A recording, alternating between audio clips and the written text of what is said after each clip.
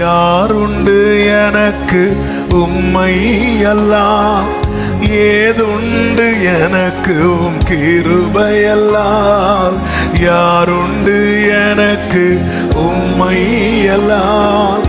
ஏதுண்டு எனக்கு உம் கிருபையல்லால்?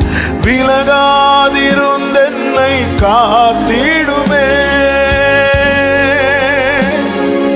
விலகாதிருந்தென்னை காத்திடுமே, மகிமையில் சேர நடத்திடுமே,